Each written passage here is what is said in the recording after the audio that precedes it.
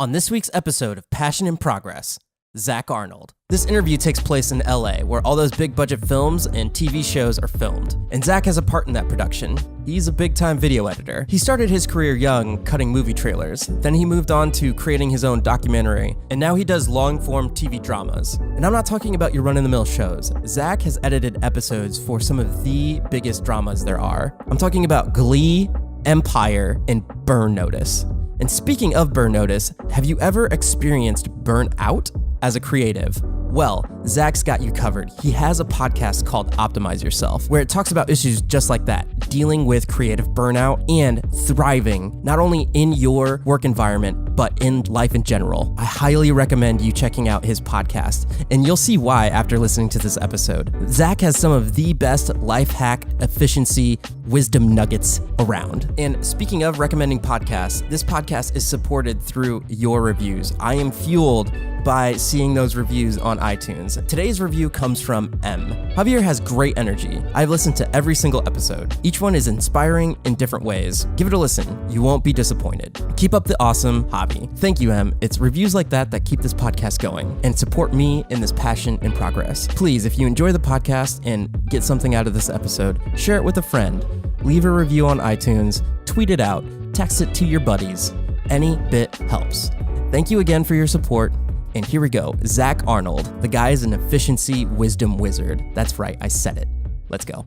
What is up, Merce Nation? Javier Mercedes here for yet again another Passion in Progress podcast. And boy, oh boy, am I so excited for today. And I want to make this intro as brief as possible because the man in front of me has so much to say. And I just want to be a student of whatever he's going to say and just take in everything. Because after I listened to your podcast, Optimize Yourself, I was like, whoa, like mind blown. And may or may not have just like binged and listened to as many as I could get my ears around. I anticipate this being an amazing podcast. How's it going today, Zack Arnold? I'm great, thank you. I'm just so overwhelmed by the response, and so you're the listener that listens to all my shows. I'm very excited about that. I will do my best to give you all the content that you desire and live up to the introduction, but I'm just a mere mortal, so I'll share what I can, but I never consider myself an expert. I consider myself somebody that's constantly on the journey to learn more and just kind of get 1% better at everything I do every single day. So I think of myself as if I were going through the jungle of all the information and all the goals and all the things that people want to achieve. I happen to be the guy in the front with the machete, but everybody else is like right there, right behind me. So I'm not on a pedestal with everybody below me. I'm just a little bit further ahead going through all the crap, so not everybody has to. That's a great analogy. I'm just going to take this straight from your IMDb just to give a little introduction of who you are and then just dive in a little bit deeper on your history as a video editor. So Zack Arnold is an award-winning filmmaker and television editor, documentary director, father of two, as well as a creator of Optimize Yourself, where he helps ambitious creative professionals learn how to more effectively manage their time, energy, and attention so they can maximize their focus and creativity and minimize depression and burnout. I don't know if I did that as good as your intros to your podcast, but there's the spiel. That pretty much covers it. In your IMDb, it's spectacular. It's things like Burn Notice, Empire. I saw you did an episode of Glee in there, and so on and so forth. Can you tell the listeners a little brief background of how you got into video editing and just the different types, the scale of the projects that you work on? Yes. It's funny that you bring up the tail end of my IMDb resume because so many people will look at it, especially the earlier parts, and they will say, wow, this is kind of a scattershot mess, and I have no idea how you got where you are today. So can you explain your story? My editing story actually begins when I was about 9 years old. So I was into movies. My brother, who was actually 13 years older than me, he was obsessed with movies and still is to this day. And he showed up with a VHS camcorder. So most of your audience is going to have to like Google what VHS is, but just watch Saved by the Bell from the 80s. You have Zach Morris with the giant phone and the giant camera on his shoulder. So my brother brought one of those home and he said, let's shoot a movie around the house. I'm like, that sounds cool. So we basically shot this 7 to 10 minute film of us running around the house shooting each other with Nintendo guns. Love it. And it took about 12 hours. And at the end of the day, I was like, My God, that sucked. We were running around all day long. It was hot. It was sweaty. I didn't really understand the process. And then he showed it to me, and I'm like, that's all we have? Are you kidding me? That's ridiculous. But then 2 weeks later, he showed up, and he showed me what we had done, all edited together, and he scored it with the music from The Good, the Bad, and the Ugly. And I swear it was like I had seen porn for the first time. And I said, that is the coolest thing I've ever seen. You have to explain to me how you did that. And he showed me how he took a cassette deck and he ran the audio from that into a VHS player. And then he took a second VHS player and ran the video feed, and he would play and record. And that was pretty much where my editing journey started at 9 years old. And I did that for years. You were hooked. I was hooked. From the time I was 9, pretty much until college, I was doing VHS to VHS linear editing. And then in college, I discovered the Avid, and it was kind of that second moment of my life of mind completely blown, where I didn't have to pop in tapes, and I could just move stuff around without constantly having to re-edit it tape to tape. And that's where I really immersed myself in the world of how editing works, learning the software, but also learning storytelling. And then from there, when I came out to Los Angeles, I was an assistant editor at a small trailer production company for 5 months. And I basically talked myself into an editing job 5 months out of graduation. And I've been an editor ever since. So unlike most, I've never actually been an assistant other than my first few months in the business. I'm assuming that's not normal. No, that is very, very abnormal. I have about 4 parts of my story, like all the major turning points, that when I talk about them, people say, I've never heard of anything like that in my life. And I have 4 of those moments. So the first one is that to become an assistant editor in Los Angeles at this company in Santa Monica, I had sent them a resume, and it's the only resume that I sent out. Maybe I had sent out one more, but it was like 1 or 2 resumes the Wednesday before my graduation ceremony. So graduating from college, and I went to college in Michigan, so I wasn't even in the state. It wasn't even in the right part of the country. However, and this is a little pro tip for anybody that's trying to get into the business, make sure your address is local. So I lied about my address. That is so true. Oh my gosh, that's so true. So I lied about my home address, and it was a real address. It was a friend of mine that had moved out here, but I used his address, and they thought I was local. So they said, hey, can you come in for an interview on Monday? And I was like, sure, no problem. This was the night before my graduation ceremony. So I ran to my parents and I said, so good news. I have to fly to Los Angeles on Sunday because I have a job interview on Monday. And they're like, but we're having dinner with your family and your aunts and your uncles and your cousins on Saturday night. And I'm like, oh, I'll be there, but I need to fly out Sunday morning. So I flew to Los Angeles on Sunday, the day after my ceremony, where I walked down the aisle and all that, had my interview on Monday, was in LA for 4 or 5 days, driving around the city, getting to know it. I hadn't been here as an adult. I'd been here as a tourist when I was like 7 with my family. So I flew back, I believe it was maybe on Friday. I get the call Friday afternoon, right after I landed and got home, saying, loved your interview. We would love to have you start on Monday if you're available. And I was like, well, see, here's the thing. Oh, man. Yes, I want the job. I'll totally take it. But to be perfectly honest, I'm still in the process of moving. And if I could have 1 extra week just to finish everything up so I can be totally focused on the job, that would be ideal.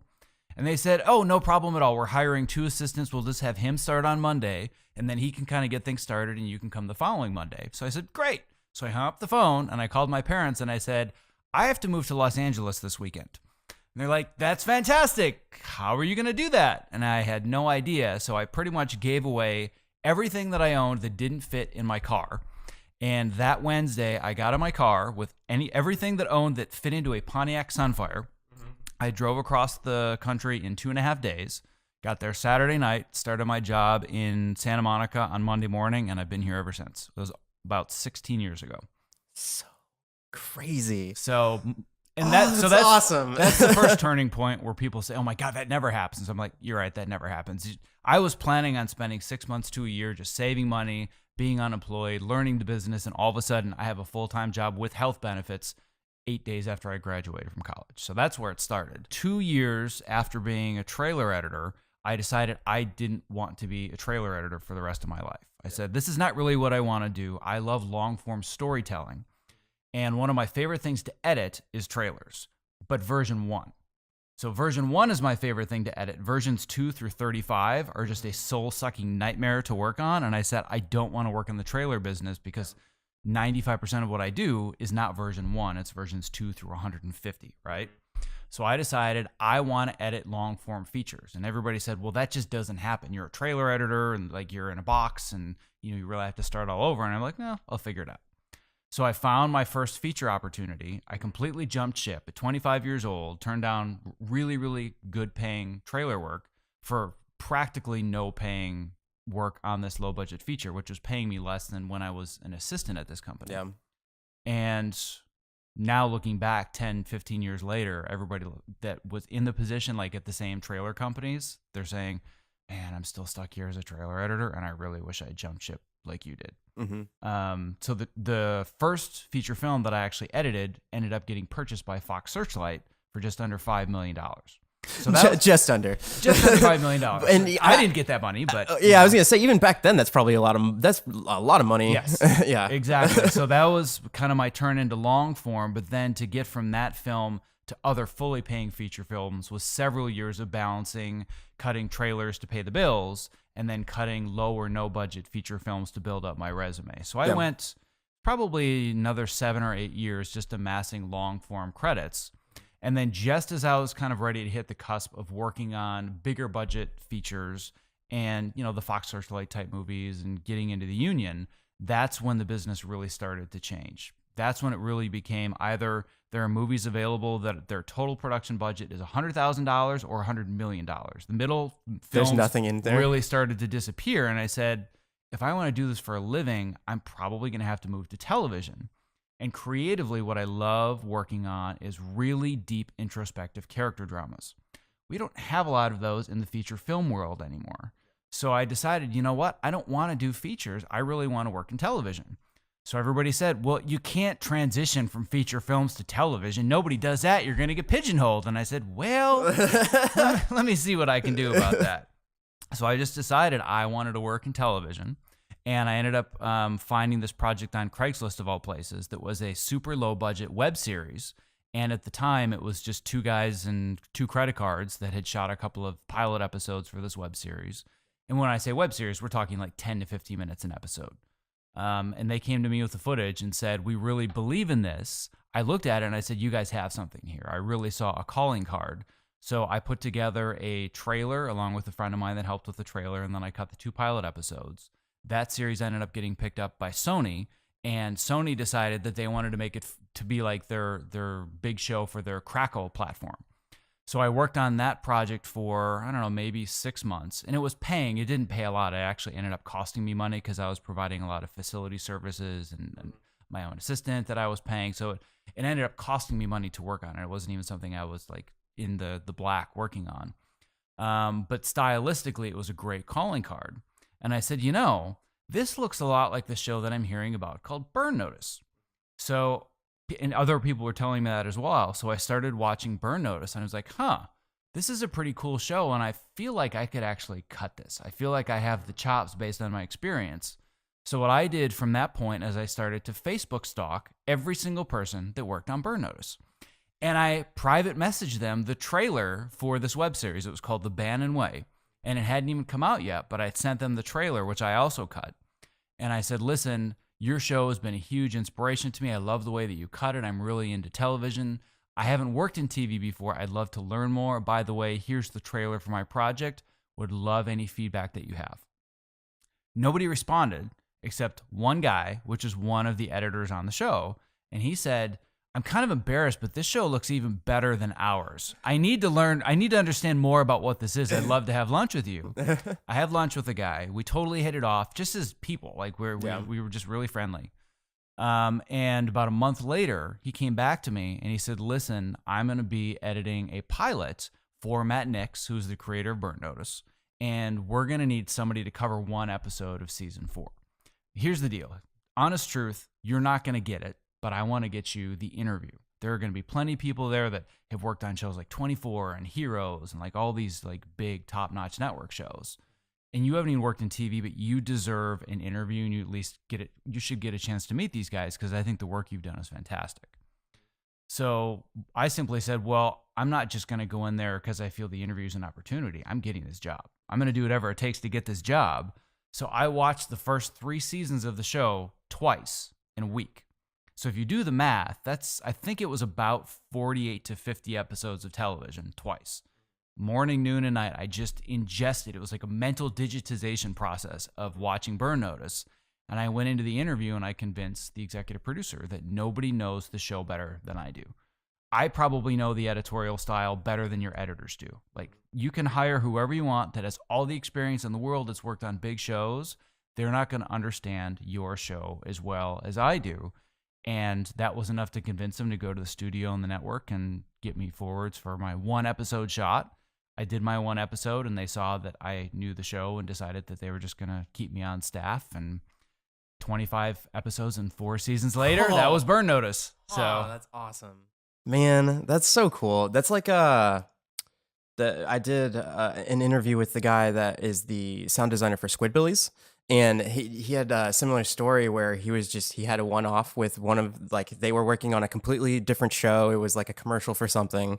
And then he really put effort into knowing everything about what they were doing at Adult Swim, saw the opportunity, and they were just like about to leave in the hallway. And he came up and he was like, I haven't done any of this before. To be honest, I don't even know how to mix in tape, but I want to do this, and so on and so forth. But man, that's so cool. Yeah. And what I always tell people is, number one, you're never going to replicate my story. Like, each one of those individual major turning points is very, very unique.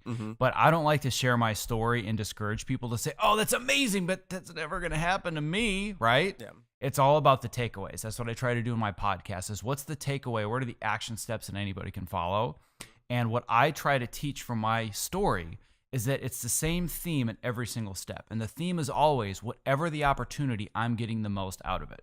So many people will go into working on a low budget project, for example, and they'll think, oh, well, I really feel like I'm better than this, and I should be working on stuff where I get paid more and it's a bigger budget. So I'm going to show up, but this isn't really the right fit for me. I think I'm better than stuff that's like this. But that attitude is pervasive through everything they do, which is why they most likely don't move up. So it doesn't matter what the project is. I'm giving it every single thing that I have, and that just becomes a habitual mindset. So it didn't matter if I was editing local corporate videos for grocery stores in my town of 400 people when I was in high school. It didn't matter if I was editing somebody's wedding video in college on the side to make $100. Didn't matter if I was putting on tape labels when I was an assistant editor. Didn't matter if I was cutting really, really low budget theatrical independent trailers or working on feature films where I got paid nothing. It was always the same mentality. How can I get the best out of the opportunity that I'm given? And it was that habitual mindset over the course of a decade that got me to the point where I could walk in and, not only get the job on Burn Notice, but keep it. That reminds me of in one of your episodes, I believe you talk about implementing systems for habit change. Can you talk about that? Yeah, so systems is a big buzzword for me. I don't know if you're old enough to remember Pee-wee's Playhouse, but Pee-wee's Playhouse has the word of the day where when somebody says it, the whole playhouse goes crazy and screams. And when I hear the word systems, I hear bells and whistles and like, ooh, systems. To create a habit, you basically just need to have 3 pieces. And then there's a 4th component as well. And I can go deeper into this when you talk about specific habits. But whatever the habit is, it starts with a trigger, right? So let's say that it's a super, super simple habit of, something that everybody does, brush your teeth in the morning, right? So the trigger is either an alarm. The trigger could be it's 5 minutes after you wake up and get a glass of water, whatever it is. So you have a trigger, then you have a routine, which is brushing your teeth. The reward is, oh, my mouth just doesn't taste like scum right now. So that's a reward, right? Another example would be you see a donut in the break room. The trigger is, I see the donut.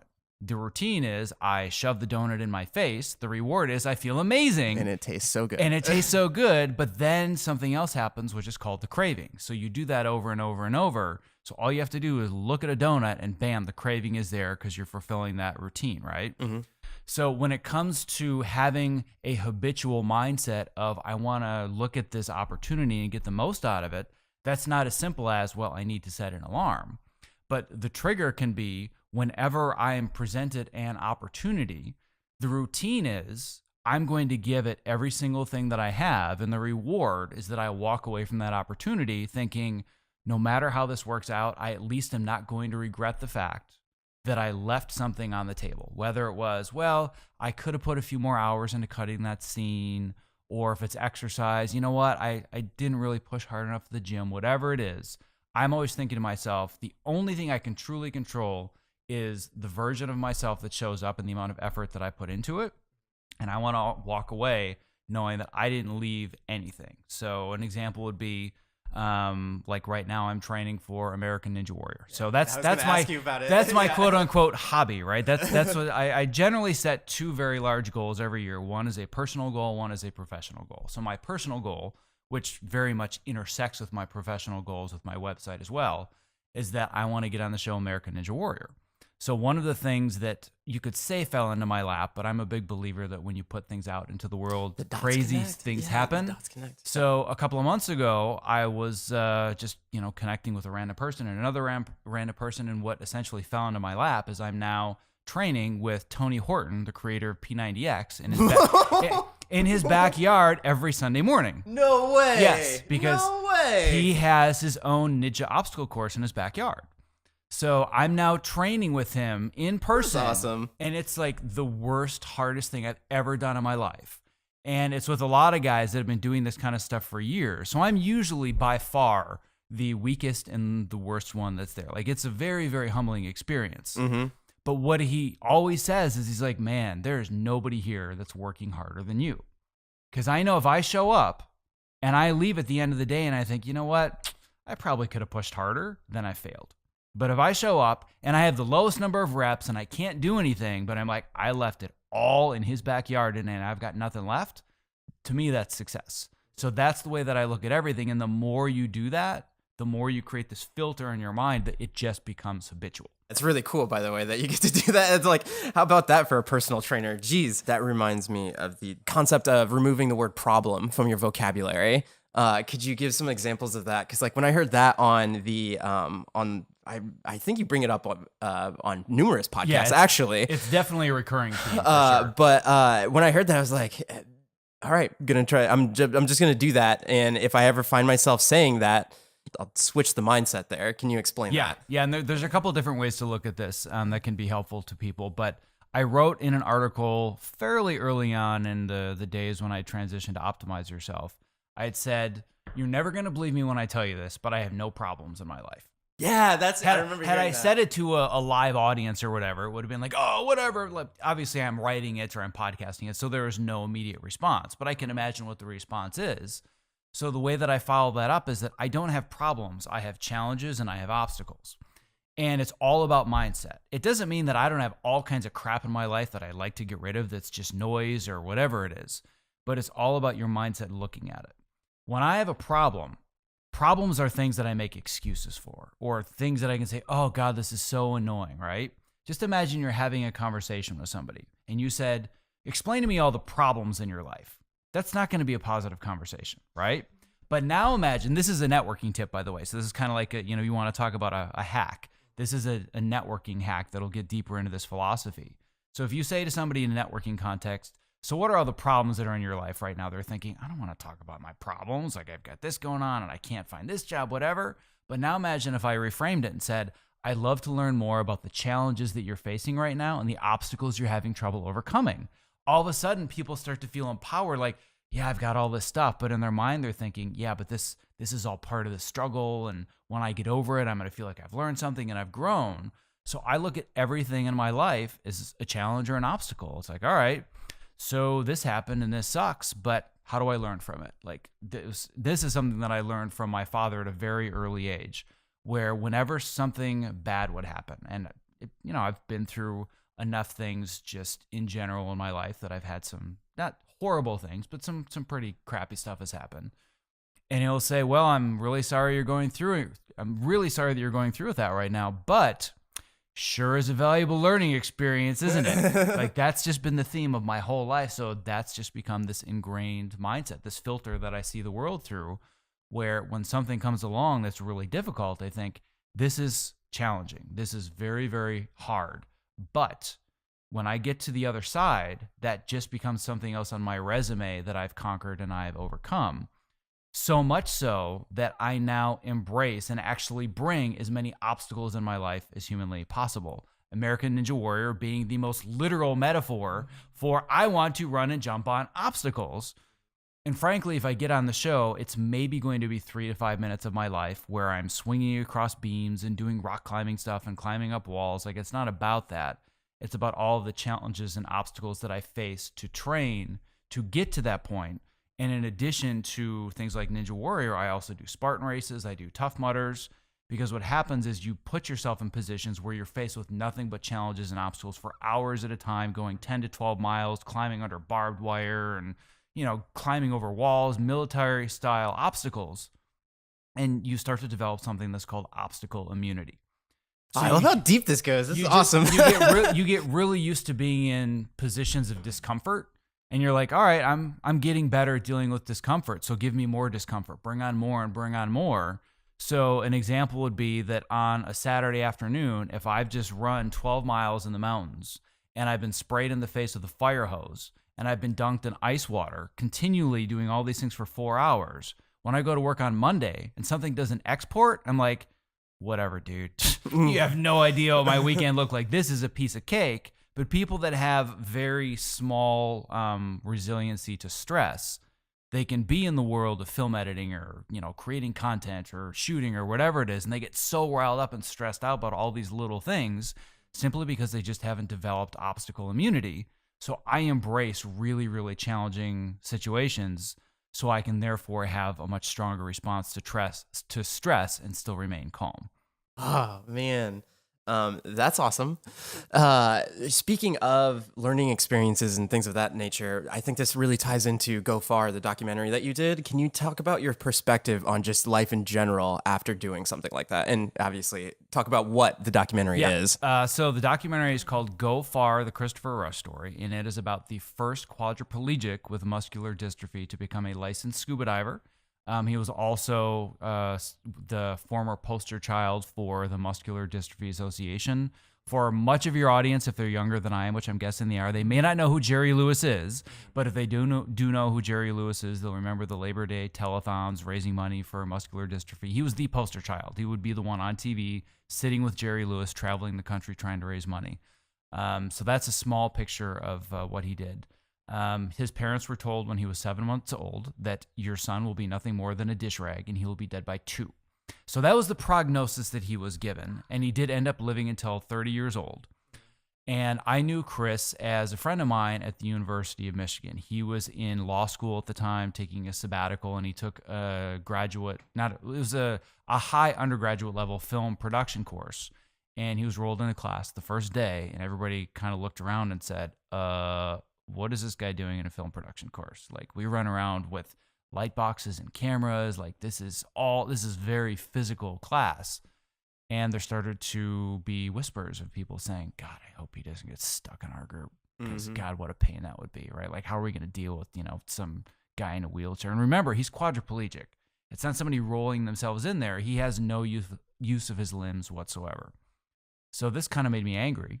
And I approached him after class and I said, listen, I don't know anything about your disability. I'm not very familiar with what it's like to work with somebody with a disability, but come into my class, come into my group, and we'll figure it out as we go. That one moment, that one decision has created this alternate path for my life that has changed everything about the way that I live my life and what I do. Had I not done that, if you're thinking of like Doc McFly's alternate lines of reality from Back to the Future 2, I might be in Biff Tannen land right now. But right now, my life is completely driven by that one decision to invite him into my group. So we were friends for several years. In college, we did some films. He became a very good friend of mine. He quote unquote stood up in my wedding. Obviously, he didn't stand up, but he was a part of my wedding. He was one of my groomsmen. And my wedding is actually the last time that I saw him because he passed away a couple of months later. And I'm sitting in the church during his funeral, and people started talking about all the things he had accomplished in his life, most of which I knew nothing about because he was just a guy with a good sense of humor that was hardworking. So that's when I learned about the scuba diving, and that's when I learned about being a poster child with Jerry Lewis and all these other things he had accomplished. And somebody else stood up and started talking about this motivational program that he had just started developing called Go Far, which is a 5-step acronym that stood for goals, obstacles, focus, act, and review. And I swear at that moment, a lightning bolt struck me right in the head. And I said, oh my God, this is a film. The story can't end in this church this day. And I kind of sat there and I was like, oh, so I'm going to be the one to do this. Okay. And that was the beginning of that journey. And it took about 8 years from that moment to the point where I had finished the film, had done the festival circuit. It's now available on Apple and Amazon and Google Play and Roku and Xbox. Like anywhere digitally that you can see a film minus Netflix, you can pretty much get a copy of it and rent it for like 99 cents. But I took that story and that framework and have applied it to all the work that I'm doing in Optimize Yourself and in my program as well. So that's kind of the genesis of where Go Far and where the documentary came from. That's so cool. I think a through line through listening to your podcast and what you talk about is, as opposed to asking yourself what and how in any situation, it's more about the why. Can you explain that and kind of relate it? Because like when I heard it the first time, I believe it was via Rockstar editors versus good editors.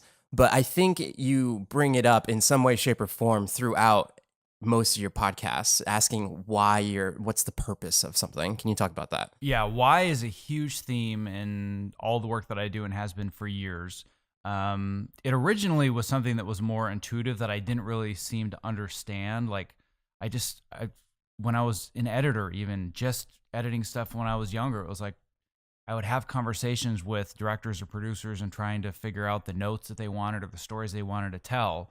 And they would say, well, we want to move this 4 frames that way or add this shot or that shot. I'm like, yeah, but why do you want to do that? And I would annoy them because sometimes they wouldn't understand it. And I'm like, listen, this isn't about moving the cut 4 frames. It's about the effect that it has on the audience and why you think that's an important choice. So even when I was much younger, learning the process of editing or learning the software or, for example, teaching at USC, I would always say, I don't care how to push buttons. I don't care what buttons to press. I care why I'm pressing each button and how that affects the story. So that's been a theme in my life for years and years and years without me really being able to articulate it. And then about 3 or 4 years ago, I was reading Tony Horton's book, and this is the beginning of the Tony Horton. So that could be a podcast in and of itself, that whole through line. But through a random... I love this. Through a random connection, when I had just started my first podcast, Fitness and Post, which was very geared just towards better health for film editors, and now Optimize Yourself is a much broader extension of that. But just somebody said, oh, you know what? Yeah, I know Tony Horton's manager. I'd cut some video for her. I'm like, nonchalant. Yeah. Like, okay. So they hooked me up and I read his book and he talks about, like, Tony says, my purpose is to help people find their purpose. And he talks about this thing called why stacks. So whenever there's something that you want to achieve, whether it is a 4-frame edit or you want to lose weight or you want to tell good stories or you want to get more YouTube subscribers, whatever it is, well, why do I want to do that? Well, because it'll make me more money or I'll look better or whatever it is. Great. But why is that thing important? And as you start to peel the layer of the onion, you get to these much deeper emotional reasons why doing something is important. So for example, when I look at the current journey that I'm on, which is easily the hardest thing I've ever done in my life, training for American Ninja Warrior, I'm doing it more for the metaphor than anything. The teaching metaphor is one of the bigger reasons why I'm doing it. But it forces me every day to learn more and more about these systems or these habits that I'm creating. So, all right, I want to be on American Ninja Warrior. Great. Well, what's so important about doing that? Well, it gets me on TV and it gets exposure and I get to be a fancy celebrity, right? Okay, so that could be one reason why. All right, but why would that be important? Well, because it means that I could bring more exposure to the work that I've done with Go Far and with Christopher Rush and working with people that have disabilities and helping people understand that we all have disabilities and we can all overcome them. Well, great. Well, why is that important? Because doing that can force somebody to look inside themselves and say, you know what?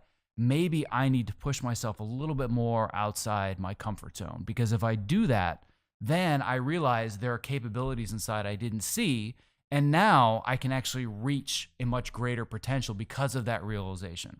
So my deeper why is that I push myself outside of my comfort zone to inspire people to do the same for themselves so they can reach their fullest potential.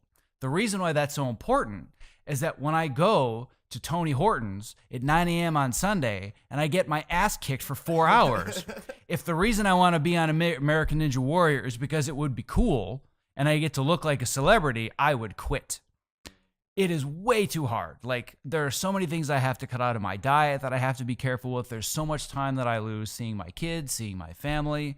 There are choices I have to make about the types of jobs that I can take because I need the time to train, that if it were about the what, I would quit. And that's the same with any difficult goal. If you don't understand the deeper emotional reason why it's so important, and more importantly, not only how it affects you, but how it affects other people, then you're going to quit. But if you have a why that is so solid, you have this foundation under your goal, that even though you might stumble, it's always a very, very clear goal and you're motivated to work towards it because there's a deeper emotional why.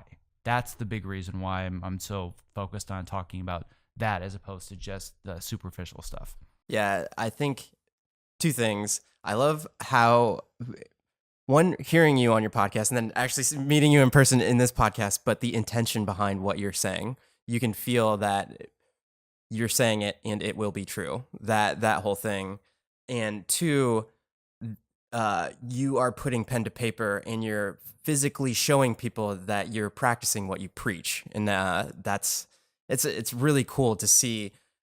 Once it will happen, then it just gives so much more gusto to what you're saying. Yeah, and when it, like, for example, when it comes to if somebody's trying to build a YouTube channel or trying to build an online business or a podcast or whatever it is, it even applies to that. So if you're saying, man, God, how cool would it be to have a YouTube channel with 100,000 subscribers? I could totally live off of that. I could totally monetize that and live off of it, right? Yeah. So that's great, but why? Well, because if I didn't, that I'd have some more money. Okay, great. Why is having that money and that monetization and the income from the YouTube channel important? Well, it would mean that I would be more inspired by my work and I wouldn't have to have this 9-to-5 that totally sucks editing, corporate car commercials or whatever the job might be, right? There are so many people that probably have some form of job where they're making an income, but they're dissatisfied and they're not inspired to do the work. So they say, I want to, create the YouTube channel, for example. All right, great. Well, why? What is that money and that income going to bring aside from you're not going to be working at this job anymore? Well, I guess if I'm not working at this horrible job anymore, I'm probably going to be a better husband because I'm not going to come home and be so exhausted. And that might actually make me a better dad too. So now all of a sudden, getting 100,000 YouTube subscribers and monetizing it so you can live off of it is not about making more money. It's about being a better father and a better husband. Now, when you have to deal with all the crap that comes with building a YouTube channel and consistently creating good content and hiccups and problems and realizing, I'm not getting as many subscribers where I want, or YouTube just changed their algorithm and now my monetization is cut in half. Most people say, well, this is just annoying. I'm not making the money that I want. I'm going to quit. You know why? You just keep working through all the obstacles and the challenges. Well, speaking of quitting, can you talk about your view of failure? You put it a certain way, permission to fail, something like that. Can you talk about that? Yeah. So the way that I look at failure is twofold. If we're talking about just total, complete, and utter failure, I believe that's really only possible if you quit. So whatever the goal is, you can only consider complete and total failure if you give up, right? So I posted that on Facebook a couple of months ago, and I got totally harassed and trolled because people are like, yeah, but failure is part of the process. I'm like, no, you guys aren't getting it. I fail all day, every day, and I do it consistently, and I embrace it because failure is part of the process, and the faster that I fail, the faster I learn and the faster I succeed. There's a big difference between failing on an individual, like one action at a time or one lesson at a time versus complete and total failure. So going back to the Ninja Warrior analogy, this is one of the reasons I wanted to do it because it's so easy as an analogy because it's like the perfect vision of like real obstacles versus metaphorical obstacles. I fail every single day, whether it's, trying to climb up a salmon ladder or, do cliffhangers or rock climb. Like I fail all the time. But, the only way that I have failed at becoming an American Ninja Warrior is if I just say, I can't do this. It's too hard. I quit. So I'm failing all the time, but I see failure as a learning experience. And even if you stumble, you're still moving forwards. Most people don't give themselves permission to fail. Therefore, they become perfectionists. So perfectionism to me is just an excuse for being too afraid to try something. So they're thinking, well, I really, really want to put out this video, but it's not ready yet, right? I'm not ready to get it out there. And they may be thinking, well, I think that based on this content, this should get at least 50,000 views. All right, so then it gets 5,000 views. Well, you can either say, well, I can't do another video until it's perfect and I know I can get it. Or you can say, all right, so that sucked. So I totally expected that to get 50,000 views and it didn't. Let's figure out why. Let's learn from it, right? All right, so it didn't get it because, well, I can see that it didn't resonate with my audience the way that I thought it should, or maybe the intro wasn't very good or could have used better music. All of these things you learn from embracing that failure and giving yourself the permission to fail is going to make you better and stronger at what you do, as opposed to the perfectionism that holds so many people back. And they're thinking, well, this isn't ready to put out into the world yet, whether it is a piece of content or it's a goal, whatever it is. I'm just not quite ready yet. So one concept that I'm probably going to be writing about fairly pretty close in the future, and this is not my concept. I'm stealing this from the creator of the Spartan race. It's this idea of everybody's looking at their life with the framework of ready, aim, fire. First, I have to get ready to do something.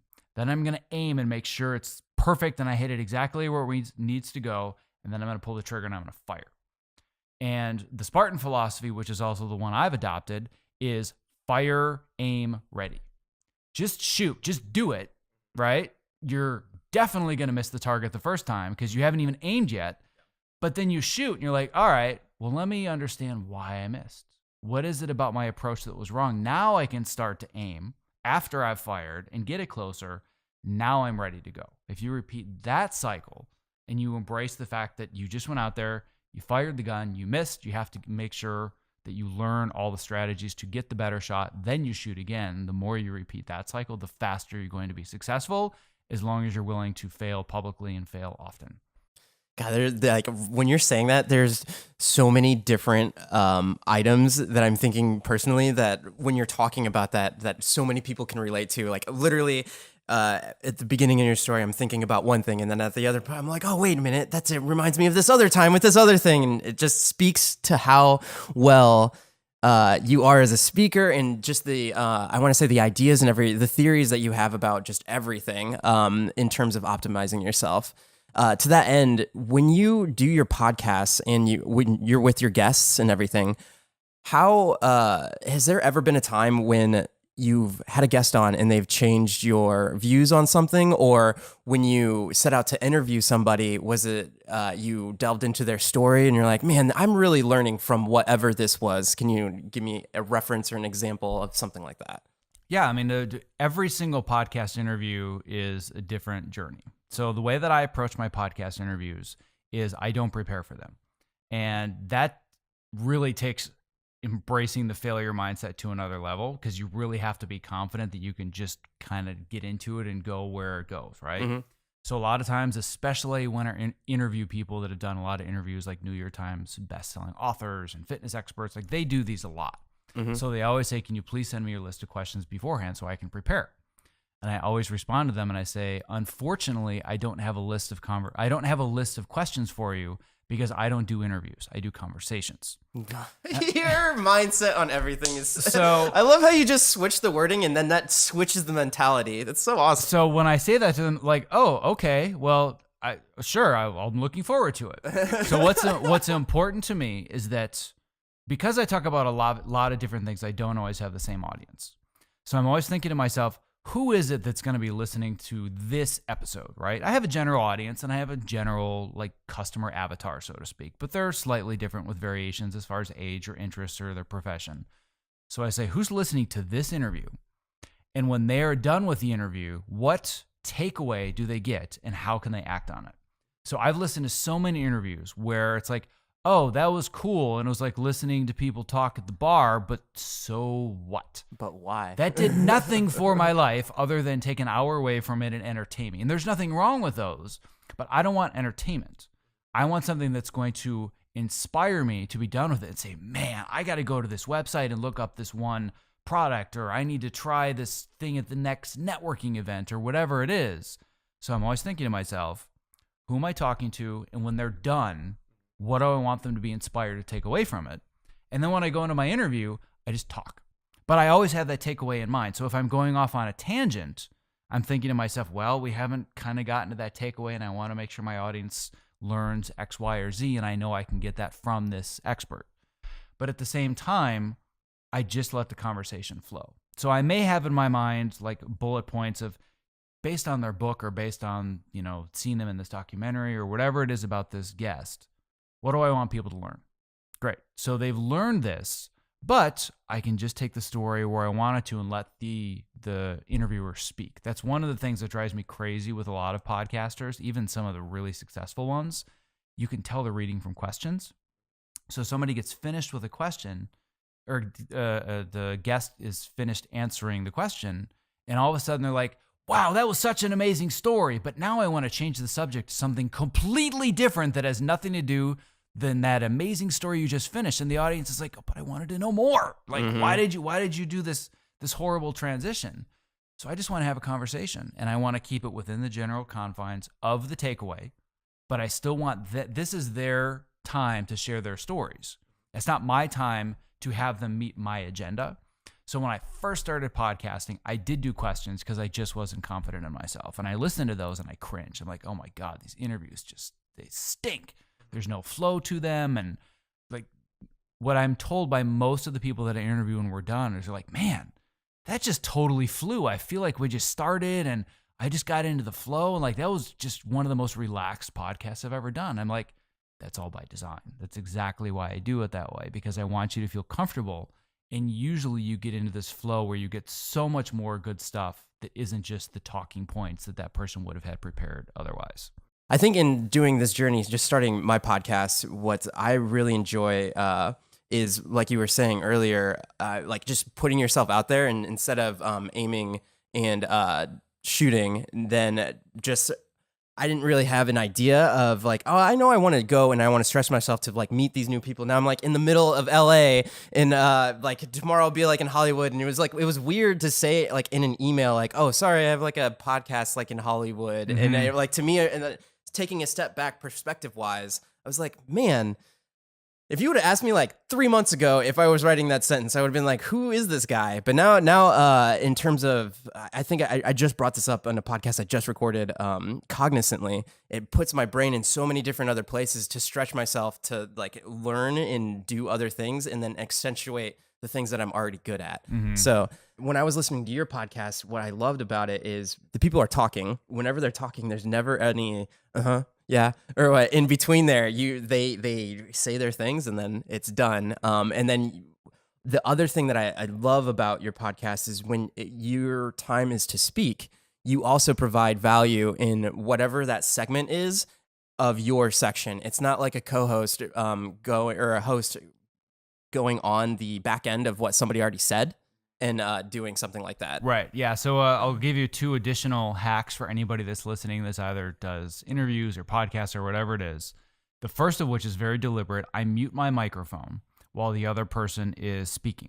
And I do that for 2 reasons. One of which we talked about a little bit beforehand. It's because when I'm podcasting, I am actually standing, I'm jumping on a trampoline, I'm swinging a kettlebell, I'm doing whatever I can to just stay really active and engaged. So I can even feel my energy is different because we're doing a seated podcast versus how I usually do it. Not to say that that's a bad thing. That's not my style. But the reason that I also mute my microphone is that I don't have the oh, that's great. Because when you give somebody silence and they finish talking and you don't immediately respond, in general, they continue to go deeper into their story because people don't like silence. It's awkward. So if you don't respond to them immediately, they'll be like, yeah, so and then that happened. And well, see, the crazy thing is that it just happened with me. That's great. They start to dig in deeper and deeper and deeper. And I don't have to do anything, but it's because I'm letting them guide the conversation and I'm not interrupting them. So I specifically mute my microphone. And if it's just dead silent for 2 or 3 seconds, whatever, I'll jump in and I'll respond. But I don't respond and speak on top of them immediately because I usually get really good nuggets because of that silence. But the other thing that I do that I think helps my audience so much, which you already alluded to, is that in general, I will always sum up what they just said. It's like, man, that story, like that's absolutely unbelievable. And I think what I took from that is that you learned XYZ lessons, and I really think that my audience could learn from that as well. But now what I want to ask you is da-da-da-da-da, right? So the segue, as opposed to, and I hear this on a lot of podcasts, especially the ones that I know have like hundreds of thousands of listeners, and it just makes me cringe. They'll be like, that was interesting. Okay, so now what I want to talk about, I'm like, it's such a missed opportunity to really help the audience become more deeply engaged and understand what the takeaways are, rather than just, yeah, that was it. That was great. That's awesome. All right, so now I want to talk about this. And the reason that I do those little summaries is because I know, like I said, I know the takeaway that I want my audience to have. I have no questions prepared. But if I'm very slowly summing up each and every little tidbit nugget, when it comes to the end, it's like, bam, now I can bring all those together. Even if it's not exactly what I thought would come from it, I'm always slowly directing the ship towards where I want it to go, even if it's going in different directions. So that's a couple of additional interview tidbits. Yes. Two things on that. One, I think in order for that to be effective, you have to have life experiences. Like you have to, in your case, you're going out and you're pursuing things that challenge yourself, so you can relate to a lot of what people are talking about, which can really help. And what I was going to ask was, how long did it take you to get to that point? Because you said you had questions at the beginning. When did you kind of go off and do your own thing and just be like, I want to approach this way? And second thing, I think that's also plays in mind to your efficiency in terms of how much time you're spending preparing for podcasts. So I can tell you definitively when it was episode 18 of my first podcast. I can't wait. The reason is, and you're going to see a thread here, episode 17 of my first podcast was with Tony Horton. and I'm just going to call this the not Tony Horton, right? But kind of Tony Horton. And guess what I did for my first interview with Tony Horton? I had a list of very immaculately prepared questions. And I went through that interview, and it was very flat. And it was, I wouldn't say I'm embarrassed to listen to it now, but I've gone back and I've listened to it since. And it just is so low energy. And I just didn't have these effortless transitions. And it really felt like an interview, not a conversation. Mm-hmm.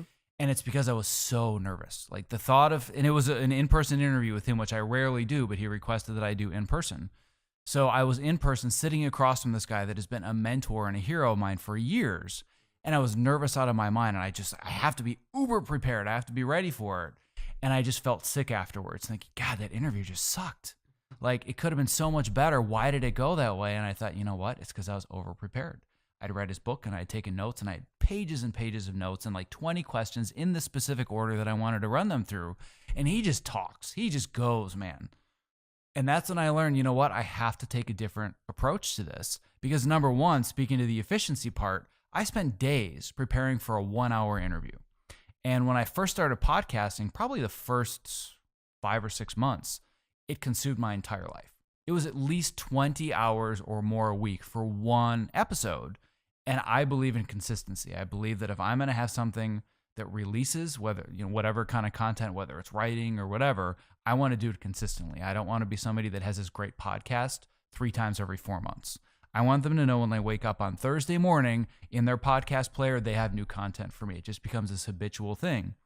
And I couldn't meet that. And I thought, why are my interviews not really flowing? And why is this so hard? Oh, it's because I'm spending so much time preparing. So how can I make them better with less time? And that's when it kind of dawned on me that I just need to jump in the deep end of the pool and just talk to them.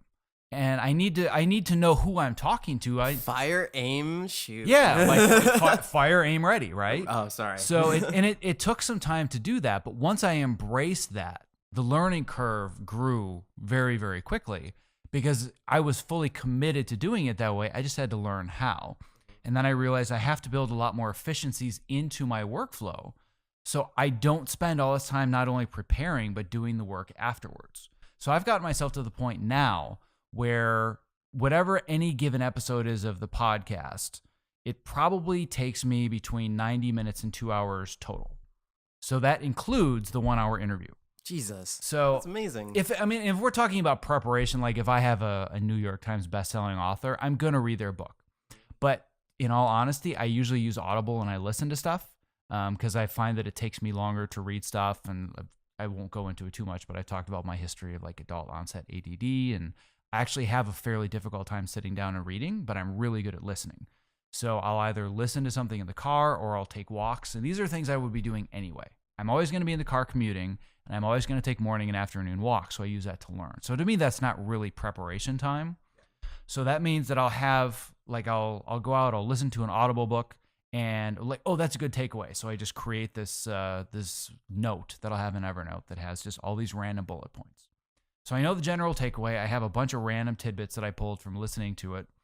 And I have an automatic scheduler. So if I say, I want this person to be on the podcast, I send them a link and say, choose whatever time works in your scheduler, in my scheduler, and just pick the best time so that we don't have to email back and forth 9 times. So they click on it. I have an automated zap that's created between my scheduler and Zapier and Trello. So a Trello card automatically pops up on the board with a time. It shows up on my calendar. So I just wake up and I'm like, oh, look at that. I've got a podcast with Jim today, right? So I jump on the podcast. I have this note. Here are all the bullet points that, oh yeah, I remember reading that a month ago. Yeah, sure. That's a good takeaway. All right. So I just talked to the guy for an hour. I drop that file into a folder. That folder is attached to a Trello card. The Trello card has 97 check marks on it that is subdivided by my crew. And just, it's this automated system that starts to take off. And from the point that I record it to the point that it airs, and there are show notes that are written and attached for it, all I've had to do is look at the finished show notes, make sure that the links work, and I click the approve button. So for any given podcast episode, it's about 90 minutes total between the hour of recording and the half hour of approval afterwards. Now, but obviously not by myself. I have an editor. That's what I was going to say. I have too. somebody that publishes. So yeah. but I specifically said I can make 2 choices. I can either, again, this is the choice of being perfect or being good enough. I don't have a lot of experience doing specifically audio editing, but granted, I have enough experience editing that, you know, I could very clearly cut the podcast myself. But I know that to do that would take away so much time and energy from other things that I could do with my business instead. So I have a podcast editor. And I also know that once I came up with a formula for writing my show notes and I found a voice and I knew this is my template every week, well, that's stupid for me to keep doing that by myself. If I can delegate that to somebody, and those 2 hours are now mine to continue doing things that only I can do in my business, that helps me grow rather than just constantly feel like I'm feeding the hamster wheel. So I had to do all of it at first. As soon as I figured out this is how I can teach somebody else to do it the way that I prefer, I hand it to them. So that's why I don't do anything with a podcast other than record the interview and double check and make sure that everything looks good when it goes live. But that's it. My head is mind blown emoji right now, especially from editing. Well, I guess with the Chive podcast, I was the one on the back end editing it. But just the fact in the ballsy maneuver of what I was going to ask is, so, and I'm glad you brought it up, the book thing. It's like, well, if they are an authority or somebody that knows a lot about some subject, obviously you have to know something about, like, all right, if they wrote a book, if they were in a movie, and then you said like, oh, I watched this documentary, I did this thing. So I think that's like listening to your podcast, going through, that's like just writing, jotting down the little concepts that I like latched onto. That's what I like. One of the things that I always like to ask everybody at the end of the podcast is, if somebody was to pursue and get to the point like where you're at right now, either in video editing, pursuing podcasts and things of that nature, what would you tell them to, like, if say they were just graduating or something like that, what would you tell them to set them up for success? I don't know if I could tell them just one thing. It's funny because being an editor, brevity is not one of my strong suits. Yeah. But I would say one of the things that we've already talked about at length that I won't go too much more into, you need to understand why doing this thing is important to you. But I think the other part of that, and the reason why, the why is so important, is you need to be willing to embrace the process. So what I mean by that is, and I've fallen prey to this as well, when somebody comes out of school, for example, if they say they want to be a famous film editor, right? They'll look at somebody like Billy Goldenberg or Pietro Scalia or Michael Kahn and say, oh my God, this is so what I want to be someday. I want to win an Oscar for editing a Oscar-winning drama, right? Well, great. Do you know what that actually looks like every single day for the next 30 years of your life? And if you do know what that looks like, are you willing to embrace the process? Because if all you want is the reward and the result, you're most likely never going to survive. So as an editor, if you live to be inside of a dark room for 12 to 16 hours a day and edit in a timeline and play with little colored blocks to make people feel something, you can make it.